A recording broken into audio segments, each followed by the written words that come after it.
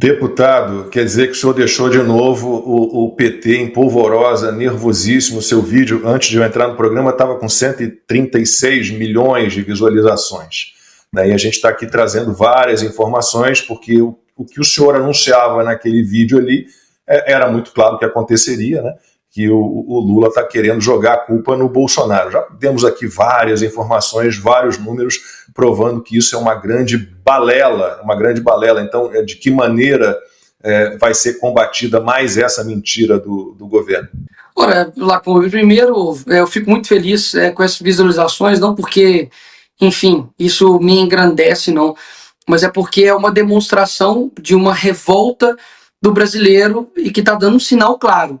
Existe alguma coisa de errado no Brasil. Porque dos 10 vídeos mais vistos em 24 horas no mundo, eu tenho 4.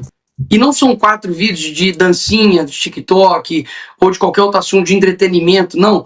É sobre o Pix, sobre o se tá caro, não compra, sobre o anúncio de que o Pix, o que eles queriam fazer, recuou, e esse vídeo de agora a respeito, né, do rombo do INSS. Ou seja, algo está acontecendo no Brasil e precisa, um sonho que eu tenho é de ultrapassar, né, o nível simplesmente da rede social, que é extremamente importante para que as pessoas façam disso uma ação, né, factível também, que seja nas ruas ou que seja até mesmo em qualquer lugar que eles estejam. Eu nada mais fiz do que falar a verdade, afinal de contas, isso é um ato revolucionário hoje em dia, né? E quando você combate um governo de mentira, isso é a maior ameaça que eles podem ter, né? Do tanto que fizeram uma força-tarefa para poder combater o meu vídeo, mas não fizeram uma força-tarefa para poder combater a corrupção dentro do INSS. Assim, é algo inacreditável. Segundo matérias, né, a Glaze se reuniu com banqueiros, você teve aí o PT se reunindo, né, com Boulos, com Lindenberg, para poder, quem vai ser, né, que vai fazer o vídeo contrário, né, aí ao Nicolas. Eu confesso que eu nem cheguei a ver quem fez ou quem deixou de fazer, mas se não chegou, obviamente, até a mim, enfim, acredito que tenha sido extremamente inexpressivo. Mas a fórmula disso não é porque eu tenho muitos seguidores, ou porque eu sou um cara bom de comunicação, não, é porque é muito difícil para eles fazerem algo parecido quando não se tem o substrato da realidade, porque é muito incoerente. Vamos lá, você tem então um escândalo que, segundo eles, supostamente começaram em 2019 no governo Bolsonaro. A simples pergunta que eu fiz, até agora não obtive nenhuma resposta, é por que então eles não assinaram a CPI para poder investigar? E não só, porque assim, se eu sou o governo, e eu tô falando para todo mundo, pessoal, não começou comigo, começou com o governo do meu opositor. E tem uma oportunidade para eu investigar isso, eu sou o primeiro interessado. Mas não foi isso que aconteceu. Mas não somente eles não assinaram para poder investigar, como trabalharam contra as assinaturas. Porque foi isso que a Gleice Hoffmann fez. Então, assim, o escândalo, ele é muito mais, assim, e eu falo isso no vídeo, né? Enfim, roubar, quando você é roubado, né, você, enfim, tem aí sua juventude, você recupera, você, assim, lógico que não é justificável, mas, enfim, entre aspas, a vida que segue. Mas quando você rouba de pessoas que são vulneráveis a ponto de serem pessoas doentes, como o Silvio aqui falou, pessoas que são analfabetas, pessoas que não sabem ler, não sabem escrever, pessoas como, por exemplo, índios, né, estão sendo roubados, pessoas que, segundo aí matérias também, criaram idosos, ou seja, eles roubaram pessoas que existem e pessoas que nem existem. Tinha uma quadrilha especializada em fazer idosos que nem existiam. Isso é um nível de maldade que, de fato, é selo de qualidade petista. Então, fico, digamos assim, grato por um lado, pela mensagem ter chegado a tantas pessoas, né, e recebi vídeos de idosos que eram, enfim, PT e que agora, enfim, passaram a compreender o mal que é esse governo, e essa é a nossa intenção, né, porque eles eram uma represa, né, gigantesca, só que a gente está fazendo algumas brechas, né, a gente está fazendo algumas rachaduras aí, e nessa fronteira aí, e vamos desgastando, né, esse governo, porque é o que ele merece, afinal de contas, são muitas vítimas mesmo. Meu direct, Lacombe, tá assim, tá uma coisa, se eu tirar print de tudo, sabe, aqui no chat também, como a Ana leu, tem várias denúncias, se eu parar para mostrar tudo o que a galera tá me mandando, de coisas assim, surreais, desde o que a Ana mesmo leu aí, de pessoas que já morreram, como eu tenho acesso, idosos que não conseguem mexer de fato no celular, e eu aconselho a você a ir até o seu banco, pedir o extrato, ver se tem algum desconto indevido e pedir para o seu gerente cancelar isso imediatamente. E caso tenha sido descontado, né, algum desconto indevido, você ir até um advogado. Agora, olha só, a pessoa vai ter que judicializar isso, ou seja, tem custo disso. Lá se sabe quando que ela vai ser ressarcida disso. São pessoas idosas, então literalmente, assim, não quero ser frio aqui, mas sendo real, a pessoa talvez tenha mais 5, 3 anos de vida e talvez não vai receber essa grana. Tem gente que fica na justiça aí anos e não recebe esse dinheiro, ou seja, eles fizeram o crime perfeito, que é ver a população mais vulnerável, pessoas que daqui a pouco não vão ter vida, né? E tirar o dinheiro dessas pessoas. Então, assim, o que eu fiz foi aguardar um tempo, porque até mesmo começou a surgir fatos novos, eu aguardei um tempo considerável para poder fazer esse vídeo, e agora todo tipo de escândalo, né? O pessoal já começa a me marcar, né? Nicolas, cadê o fundo preto e o chinelo e o jeans, né? Calma, galera, porque esses vídeos não vêm de pronta entrega, né? Por encomenda, olha, eu quero um vídeo assim, pronto, não. Eu mesmo escrevo, né? Eu tô com meu celular aqui agora, não dá para mostrar. Mas eu faço, enfim, o roteiro aqui no meu bloco de notas, vou reunindo, enfim, informações, fatos novos, vou colocando ali, né, a minha pitada ali de, enfim, de ironia e formas de bom humor que eu tenho, e, enfim, para poder comunicar. Mas olha só, para poder finalizar essa fala, se não fosse a internet, hein, Lacombe? Se não fosse a internet, ninguém saberia disso, porque a Globo não contaria, pode ter certeza. Muito menos o jornal impresso, e a gente não saberia que isso está acontecendo no país, ou seja, rombo de 2,6 bilhões no Correios, rombo nas estatais, dinheiro da Lei Rouanet, mais 16 bilhões, você tem um rombo agora que, pelo que me parece, é talvez o maior rombo da história do nosso país. Você tem a Janja gastando aí, segundo o Janjômetro, mais de 130 milhões de reais. O Lula indo para o Japão, levando mais de 200 ou 100 pessoas aí, se não me engano, com custo de 4,5 milhões. A nossa Suprema Corte, né, revogando atos do próprio Congresso.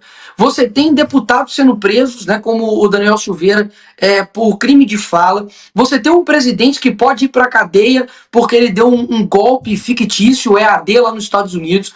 Você tem jornalistas exilados fora do nosso país. Cara, é uma coisa assim que só é possível as pessoas saberem por causa da internet. Então, vamos tomar muito cuidado, porque eu acredito que o próximo passo não vai ser mais pensar em quem vai rebater o Nicolas, mas vai ser como a gente vai derrubar essas contas. Essa é a minha preocupação. A Ana tem uma pergunta mais rapidinho, há uma certa ironia nisso, né? Porque acho que as primeiras denúncias foram feitas pelo portal Metrópolis, né? Que pertence ao Luiz Estevão, que foi preso por corrupção. Tem umas coisas assim, e Nicolas, acho que tem outra questão que você falou, as pessoas não sabiam, muitas não, a Ana estava falando sobre isso, né? Essas são pessoas que não têm intimidade com tecnologia, eu não tenho, muitas, ou talvez tenham contato com isso, as pessoas não sabiam nem que estavam sendo roubadas, né? E antes de passar para a Ana, o Cleiton Costa que pergunta, alguém já fez um levantamento de quantas queixas tem registradas nos PROCONs, tem índice oficial? O levantamento tem que ser feito, a CPI pode funcionar para isso, né? Eles falavam em 60 mil queixas oficiais. Quer dizer, por enquanto, né? 60 mil já é um número significativo, mas é por enquanto. E 35 mil do consignado. É isso aí. Isso. Como deputado federal, há alguma ação, alguma coisa que podemos fazer para orientar essas pessoas que não seja desculpa o meu francês, a idiotice do Messias de falar vão para o aplicativo e resolvam lá. O Messias, que é mais conhecido como Bessias, né? Eu peço para que você só faça uma breve pesquisa aí, porque ele recentemente agora quis me descredibilizar, falando que um deputado, um lacrador, fez um vídeo cheio de fake news, etc. Eu falei, você fica na sua, que senão eu vou fazer um vídeo só seu. E aí, eu acho que ele não vai falar mais não. Mas se falar de novo, eu deixo aqui assim, comprometido que eu vou fazer um vídeo específico sobre quem é Messias ou Bessias, né? Enfim, quem é o pior, né? O nosso Messias ou o Messias de lá, né? Vamos ver. O que acontece? A gente protocolou um projeto de primeiro momento para poder suspender todo tipo qualquer, né, de desconto indevido, sem justificativa, ou seja, é algo já a curto, médio prazo, né, para que isso não aconteça mais. Eu entrei na justiça juntamente com o vereador Guilherme Kilter para poder incluir incluir a CONTAG, né, que estava ali como a maior entidade que cometeu descontos irregulares, mais de 123 milhões somente em 2023. Ou seja, a gente está falando de um número assim, gigantesco de pessoas lesadas, e a CONTAG não tinha sido colocado pela CGU ou AGU nessa fiscalização. Então a gente entrou na justiça, o juiz deu 48 horas e ele deferiu essa liminar para que seja incluído também essa entidade. A gente está lutando também para que seja colocada a entidade que foi do irmão do Lula, né? Porque também não foi colocado coincidentemente, né? O que eu acredito que possa ser feito, Ana, e eu acho que é um bom gancho, e é bom quando a gente conversa assim, que vai surgindo algumas ideias, né? Toda hora que a gente fica lá em Brasília quebrando a cabeça e, enfim, pessoas que sejam de fora, né, do Congresso nos trazem alguma ideia. De fato, eu não tinha raciocinado de fazer algo no sentido de impulsionar o governo a trazer transparências com relação, por exemplo, à quantidade de reclamações, à quantidade de pessoas lesadas. Muito embora, é muito difícil eu dar na mão do algoz para que ele faça algo sobre transparência. Né? É tipo eu falar assim, assassino, quantas pessoas você matou? Segundo eu matei só 2. Então é difícil eu entregar isso na mão, de AGU e CGU para que façam esse trabalho. Até mesmo porque eu deixei bem claro que a AGU poderia ter solucionado isso lá em 2023, com diversos processos judiciais que estavam lá de casos já sabidos de descontos indevidos, e o ministro que foi indicado pelo Lula sentou nisso. Então, eu acho complicado fazer algo para colocar na mão deles uma certa transparência. Eu acho que a gente tem que fazer. Eu tive, digamos assim, uma rápida conversa de ouvido com o presidente da Câmara, Hugo Mota. Falei com ele sobre as 2 pautas mais importantes que nós temos agora no nosso país, que é a anistia, e quero fazer um breve paralelo aqui só na nossa conversa, de dizer, né, que nesse Dia das Mães, né, se você teve a oportunidade de passar o dia com a sua mãe, muitas pessoas não passaram por conta de uma injustiça, né, gigantesca. Mas outros criminosos, se talvez a mãe deles estivessem viva, né, estavam passando com as suas mães, né? Vários corruptos condenados a Lava Jato, pessoas que de fato saquearam cofres públicos, estão soltos aí no Dia das Mães. Então a anistia é uma pauta, inclusive foi feita a marcha, né, ali em Brasília, que foi um sucesso, algo gigantesco. É impressionante a força do Bolsonaro, numa quarta-feira à tarde, colocar mais pessoas do que a Erika Hilton lá, que não deu ninguém, culpou a Lady Gaga, né? E a segunda pauta mais importante, que eu falei no pé de ouvido ali também do Hugo Mota, é a questão da CPI do INSS, seja ali na Câmara, seja a CPMI ali no Congresso, né, juntando Câmara e Senado. Muita gente talvez possa achar que não, CPI não dá em nada. Eu posso dizer algo para vocês?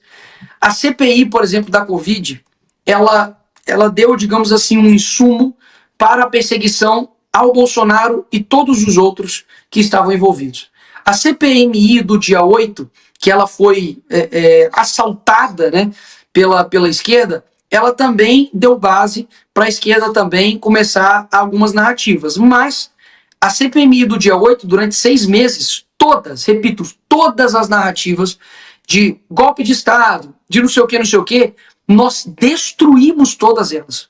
Desde quando o hacker Delgatti foi lá, ou quando o G. Dias também foi lá, todos os convidados da esquerda, nós destruímos as narrativas. Então, eu acredito que até hoje mesmo, se a própria população, né, a maioria delas, segundo pesquisas, mostraram que não acredita que Bolsonaro deu um golpe de Estado, eu atrelo isso ao trabalho que nós fizemos na CPMI do dia 8, e também a outros trabalhos, claro, né, paralelos que foram feitos por outros parlamentares e por outras pessoas que também não são parlamentares, né, vocês mesmos, pessoas que são influenciadores, comunicadores, jornalistas, mas a CPMI tem um poder muito forte, porque ela é uma comissão parlamentar de inquérito, ela tem poder de delegado. Esses dias mesmo, numa CPI das bets, uma senadora deu voz de prisão à pessoa que estava lá no momento. Não estou falando se foi certo ou errado, só estou dizendo da capacidade do poder que há essa comissão.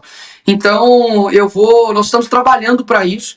Eu sei que não é fácil, e mais uma vez retomo da importância de ano que vem a gente ter uma Câmara e um Senado diferente, para que a gente consiga colocar lá pessoas de pulso para poder fazer o que precisa ser feito, e não o que os amigos querem que seja feito.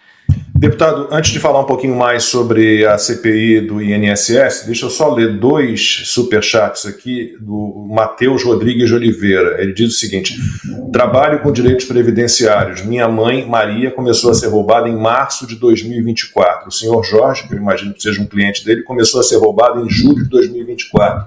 Aí em outro superchat, a senhora Mônica começou a ser roubada em março de 2024. A senhora Maura também está sendo saqueada e ainda não conseguiu visualizar a data por problemas de dados cadastrais. Então, a CPI poderia ajudar nisso tudo, com certeza poderia.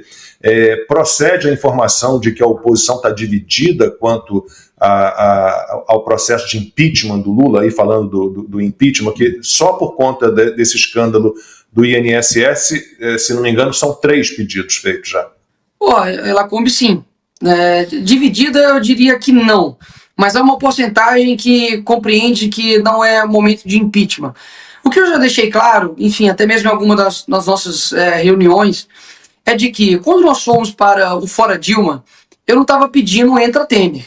Nós sabemos que era uma consequência, mas nós sabemos que o impeachment também, além de tudo, ele é um ato político. Nenhum partido deseja ter aí 2 impeachments na sua história. E era o que poderia acontecer agora com o governo Lula. O presidente Bolsonaro deu uma entrevista no começo desse ano, né, dizendo que, olha, não tem que deixar sangrar,